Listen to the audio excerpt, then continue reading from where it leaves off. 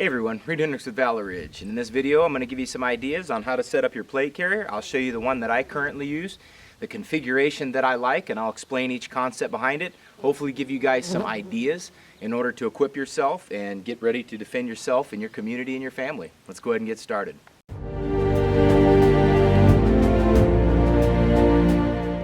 Alright folks, so the plate carrier that I'm using right now is a Crye Precision Jumpable Plate Carrier. I use the 2.0 version. I like this because it's lightweight, it has everything that I need on there and nothing more.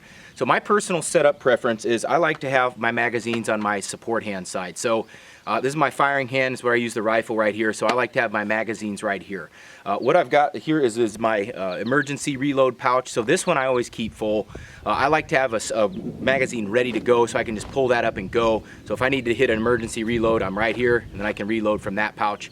I've got two other ones right here, one here, one here. I like flaps that secure these, because when I get up and run around, you know, I don't want stuff to come loose. Not that this one does, but I like to have extra security there. And I've also got on the back right here, if you can see, is I've got two spare magazines, one here and one here. Also got my pack right here where I keep a lot of things like Gore-Tex or a cold weather layer, like a field jacket liner or some kind of whoopee, you know, if we do that. Water hydration system also goes in there. You'll notice that the front of my plate carrier is slick. You'll notice how low profile that is. I like this because I like to get down prone. When I get down prone, I should be able to hit a prone position without having to do like the reverse 70s worm, right? I like to be laying down on the ground. If I can't get down flat on the ground prone, then if you can't do that, you need to go to something else. I noticed the last 10-15 years, guys have been going double stacked magazines on the front here and sometimes triples. That ain't gonna work when you're getting down prone. Those things were designed by people who have either ever really done this before or by people that were used to riding around in vehicles. And that's great if that's what you did, and that's like, thank you for your service, man, for real. Like, I'm a veteran myself, but I can tell you that we want to be aware of if we can't get down prone, that's not a good thing. So make sure you keep your front as low key as you can. So I keep mine nice and slick. You'll also notice that on the right side of here is clear, with the exception of my knife and my radio. When I draw my pistol, guys, that's clear. It doesn't impede my draw. Now I'm doing my concealed carry today, but normally what I'll have is a Safariland ALS right here, so that if I have to do a transition, I'm automatically right there. But you'll notice the right side of my plate carrier is slick. It doesn't get in the way. Why do I have a knife here? Well, I have a knife because if my rifle fails, I can go to my pistol. If my pistol fails, I can go to my knife. This knife here is very fast. It is a BC Bladeworks CSAT scalpel, serial number 6. Good stuff there, indestructible blade. BC Bladeworks makes some good stuff. It's probably one of my favorite knife companies. Nice aggressive knife here, nice scallops right there, recess for a reverse grip if we have to do that. But I like that right there. It's very quick, as I said. We can come out and you're ready to go. So I'm a big fan of their stuff. I've got my radio here. It's just a little Baofeng, you know, just for comms for other people that I'm involved with in the area. So I keep it light. I don't have a huge loadout. Like, this whole thing probably weighs 15 pounds. If you're wondering about what plates that I'm running in here, very simple, level 3 plus polys.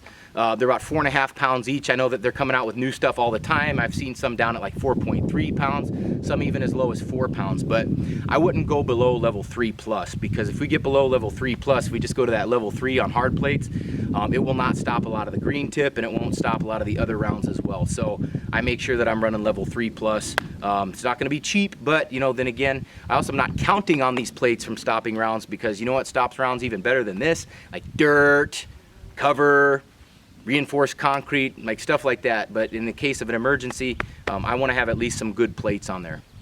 So I hope I gave you some ideas on your plate carrier. And you don't know, like I said, I like Crye, but I've used other ones. I've used US Palm, I've used Tactical Tailor, I've used a lot of the good ones, and I had a setup just very similar to this. So whatever brand that you get, make sure you got a good nylon carrier that'll be durable, that'll rest. I get up and down on these gravel all the time. You see all this gravel around here? I get up, I get down when I'm doing my 107 drills, when I'm doing my PT, when I'm doing my burpees. I do it in this kit because I like to train and I like to practice with my full loadout, my full kit. So when I'm doing this, as you can see, it's not worn out, it's not scuffed up, and I've had this for many, many months now. And of course, you got to have the obligatory patch, the wonderful state of Tennessee right here, which I'm a proud citizen of. But what we look at, folks, is that we want to look at durability, and we want to look at where we're putting our gear. So I like to have a slick front. I like to have immediate access to magazines right here, quick and painless, very easy to get to. If I need to do a quick reload, I can. I know other guys wear belts and stuff like that. Hey, to each their own, that's good stuff too. You know, there's nothing wrong with a nice belt setup, but I would keep it minimal. Like maybe 1 or 2 mags max, and your pistol, maybe some med gear. You ask, well, where's your med kit, Reid? I always carry it right here in my cargo pocket because this goes with me whether I'm doing concealed carry or whether I'm doing overt carry like right now. So I always keep a full blowout kit in here with a tourniquet, pressure dressing, hemostatic agent, some gauze, things like that. That's what I keep in my cargo pockets. But if you don't do that, then you will have to have medical gear on your kit somewhere. So guys, quick video, just some ideas. Go out there, and the best way to figure out what works for you is to go out and practice and train in it and see what works for you. I've had people show up to class with stuff that's real bulky and getting in the way. I even had a guy come in who was a law enforcement, and when he tried to do a pistol transition, he had a bunch of pouches on this side, and he couldn't get his pistol up without coming way around like that. So he obviously changed some stuff around after that, so it was a good thing. So you got to go out and practice and train. Best way to do that is come out and get in a class, see what works for you, see what works with you rather than against you. And if it works against you guys, then you got to throw it in the bin of shame. We've all got one. So just some helpful tips for you. If you found the information in the video helpful, subscribe to the channel, follow me on Facebook, that link is down below. And if you want to come out and get some training, coming out to Valor Ridge, we'd love to have you out in class, and I look forward to meeting each and every one of you. This is Reid Henrichs with Valor Ridge reminding you the lessons that we learn are written on the tombstones of others. We'll see you on the ridge.